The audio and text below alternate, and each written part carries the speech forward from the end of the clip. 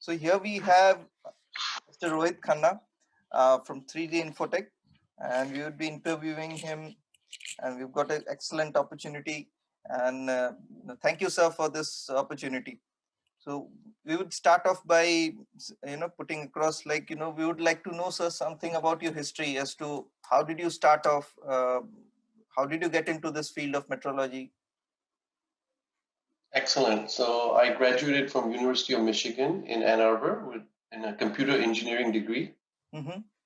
And in my final 2 semesters, I met some really smart PhD students, and they started a company right out of the university lab there, and it was called Imageware. Imageware is it was a software company for 3D image processing. Mm-hmm.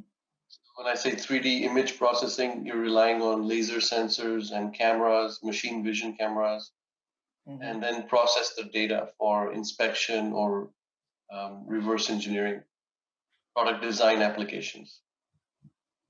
Okay. So I got into it early on, 1993. And since then, it's been a journey. I've had a lot of experience with manufacturing companies, design companies, doing a lot of virtual reality, factory automation, various kinds of projects. And then 15 years ago, I started 3D Infotech to try to bring all that expertise into one umbrella, bringing the vision of automated inspection on the shop floor through the 3D Infotech vehicle. If you could throw some light on your business at this point of time, what all things you are involved in, what the companies you are doing business with. Excellent question. So 3D Infotech is focused on the manufacturing industry, discrete manufacturing to be precise. So tangible goods that are made. In the transportation industry, we have companies that make aircraft, Boeing and Airbus and their supply chain, Embraer. Those are all customers of ours. And then we have automotive companies like Tesla. Tesla has been really one of the main customers for 3D Infotech, but we also have lots of suppliers and other OEMs as our flagship customers. We've done a fair bit of business with companies in the consumer electronics space, such as the company that makes the iPads and iPhones, and obviously their competitors as well. So we see that over the last years we've learned a lot working with these high-profile companies, and we know the challenges that they face in terms of working with their supply chain, having visibility into what's being made early on in real time, and us providing that automated visibility and monitoring system has been quite useful to them. Recently with COVID, there's been a slight change in the dynamics in the industry. Aerospace and automotive have taken a big hit, more than 50% in many cases. And so we've seen a fair number of inquiries coming from other industries, such as the utility sector, as well as the medical device industries. So I think it's also our focus has shifted a little bit to diversify during these tough times. And then obviously the customers out there are also looking. Recently as a year and a half ago, we started doing a lot of R&D in augmented reality. And we launched a product around that called Spotlight AR++, right? So currently it's a augmented reality tool for metrology. So augmented reality allows us to overlay digital information on physical information, right? So providing more rich data right on in the real world environment. And typically people have to wear glasses to see an augmented reality scene, so to speak. What 3D Infotech has done is broken the barrier between man and machine, right? We have allowed you to take digital information and project it on the real part itself without having to wear glasses. This is a major breakthrough. Specifically in metrology, people measure things all the time, and they would like to see how far the part is versus the digital model. And having that right on the model and having like 5 or 10 people, right with the part, looking at it and making decisions on the fly, and reducing iterations in terms of shimming or rework that needs to be done on the part is tremendous value. So that's on the augmented reality side.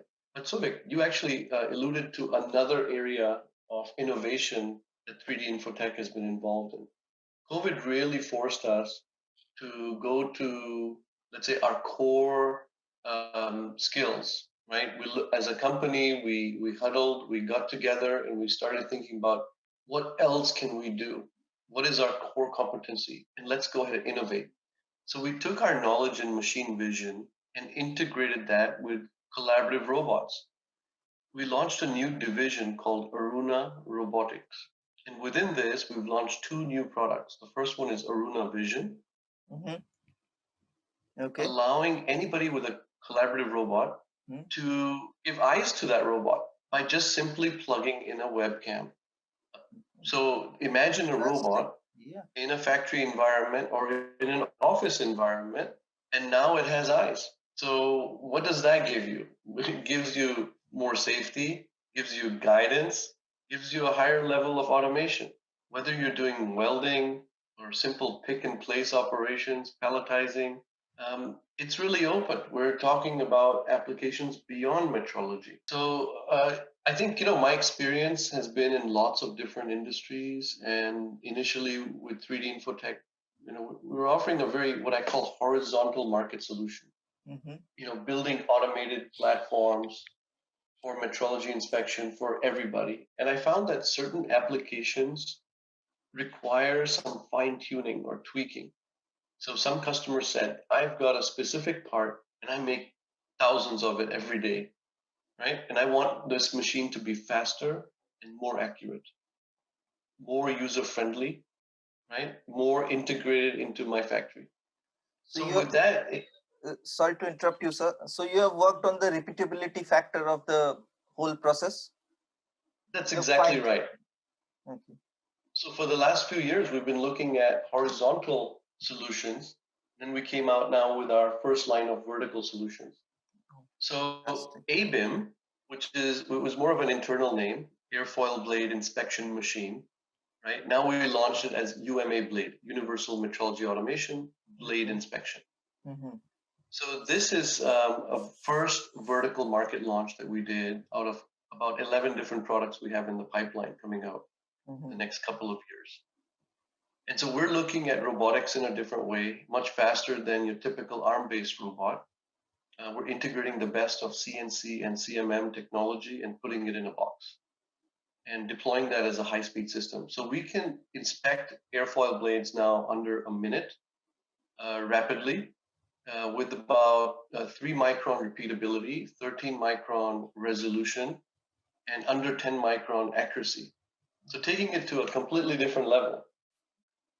Like, what's the turnover of your company at this point, and what you have planned for the next financial year? So if you could throw some light on that thing. Sure. We've been growing steadily for many years at more than 30% per year. I think last year we had about a 36% growth. So this COVID did set us back. This would be CAGR, compound annual growth rate, 30%. Okay. Okay, sir. Fine, sir. Continue, sir. And so this year we expected a similar growth rate. I think in Q1 we definitely experienced that. Q1 for us ends in March, right? Okay. And but in Q2 and Q3 we did see a reduction in revenues. However, we're still in Q3 and we do see tremendous opportunity to catch up. And the pipeline is very strong for Q4. Depending on customers releasing, let's say, purchase orders, that's always been sort of the bottleneck this year. I think we should at least grow this year rather than decline, which is not something. I think the other people in our industries, whether it's robotics, right, or whether it's 3D scanning or CMMs, it's been a tough year for everybody. So, just adding to this question, like, companies across the globe have had to take some tough decisions as far as workforce is concerned. So they have had to, Mhm. cut down, or they have been asked to go on leave. So, are there any measures that you have taken, or like, you are still with the workforce that was with you, in quarter 1? So they are still with you. So, if you could throw some light on this thing, sir, as to how Yeah, have you so we managed the haven't. workforce? That's a great question. So the workforce is key. So I think I mentioned to you this year we innovated a lot. So rather than focusing on, let's say, sales growth, we decided to innovate during the COVID days. So we applied the same workforce for a little bit of a different task, right? So we did make some adjustments internally, how we can be more, let's say, operationally excellent. But we definitely focused our efforts with the same workforce. And in some areas, we actually grew. So what I mean by that, we actually hired people in some of our regional offices. Oh, great, great, sir. Great news. Creating employment during these tough times. So it's a great cause of humanity. Just helping out people in these times. Excellent thing. Moving ahead, sir, how do you see the industry, shaping up? How do you see people uh, coming up with different ideas, different technologies? How does that come onto a single platform? What's your per se? How do you see the industry moving ahead? The industrial, the mechanical industry per se. Yeah, Sofik, I think you already know the answer to this question. I think all your viewers know this. The mega trend for digitization of every aspect of your life is underway. I mean, it was already started, let's say 15, 20 years ago, right? Mm-hmm. But now it's been accelerated. COVID has been a catalyst to that process, whether it's the shopping experience or whether it's the working experience, right? Everything is digital now. Of course, that will have some side effects, right? Whether it's a different kind of human relationships, right? Mm-hmm. Different ways to impress your, let's say, employer or your customer, Mm-hmm. let's say to get your promotion or your deal, or whether it's collaboration with your team. Things are transforming. We still don't know how it's going to end up, but the digital megatrend is definitely there. Distributed processes, more automation of processes, whether they're physical processes or digital processes. So I think at least for, I mean, our customers, whether they're in manufacturing or related industries, I see tremendous growth opportunities as long as they can adapt to that mega trend.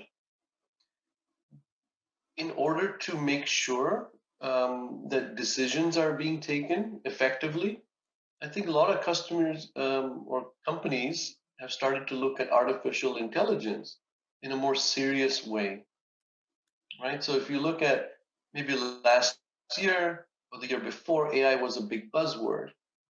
A lot of companies were investing in AI technology more from like let's say the stock market perspective or venture funds. But this year we're actually seeing real products being deployed with AI.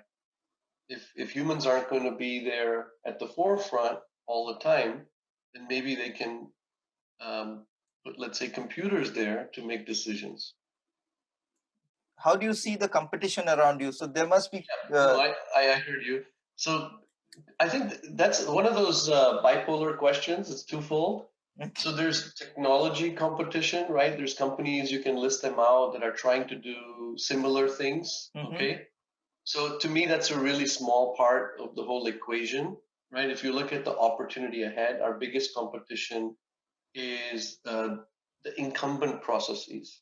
People have existing methodologies, manual procedures, the way they do things. And generally, people don't like change. It hurts, right? So getting people to be more aware of the benefits of the transformation when you automate the metrology process is our mission. And if we can convince them to go from, let's say, a current way of doing things to maybe a future way of doing things in a very easy way, where they feel very comfortable, then we've succeeded. That's really our competition. That's our hurdle, is to convince people. So any plans of, you coming, starting your office in India, having your complete business setup, having an, dedicated office workforce in India with 3D Infotech? Absolutely. So there's dreams and there's plans, right? Okay. So it's always been a dream to have a very nice, let's say, facility in India. Mm-hmm. But I think that's something from a tactical perspective. It's really easy to do. Okay. However, from a strategic perspective, I've always kind of been in the periphery, waiting for the right timing, and I can feel it's getting closer. So we have to develop the right strategy. It may involve some partnerships with existing companies who are very strong in India, whether they're into automation field or the metrology field. We're definitely looking to team up. And once that's sorted out, I think we'll make a significant investment in India because next 10 or 20 years are critical. I mean, India has grown. If you look at the last 15, 20 years since 1998, India has just skyrocketed. It's a different country than we used to visit pre 98. And now, if you look 20 years out, it's this tremendous growth opportunity. Not just in terms of, let's say, factory automation, but all around the transformation of the people, right? The growth, the skilling of the workforce. So I would love to participate in all of that. Oh, I wanted to understand you to how do you see the Indian market? Phenomenal. I think there's two drivers to the Indian market right now. One is that the China, which has been a leader in the manufacturing space, is now feeling a lot of tension with respect to the United States and the trade relationship.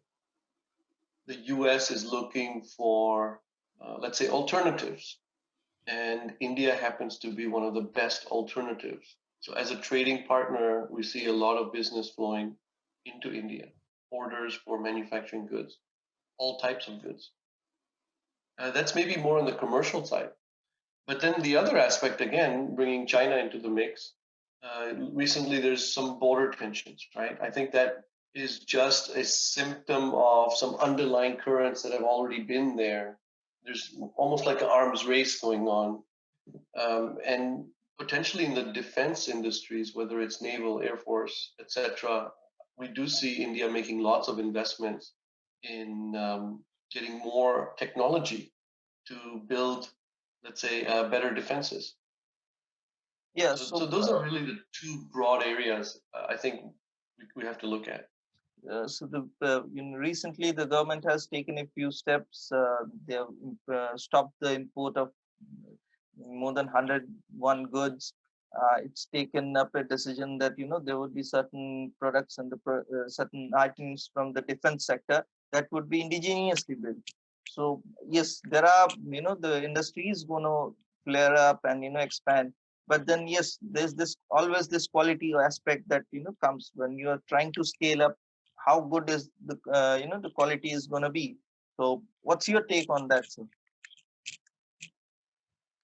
There's a learning process, there's a learning curve. Obviously, India has a lot of experience already with mass production of goods. It's maybe not to the scale of a China or US, but absolutely there's a learning curve, and leveraging the skill sets that are already in place, we're not very far away, from reaching success.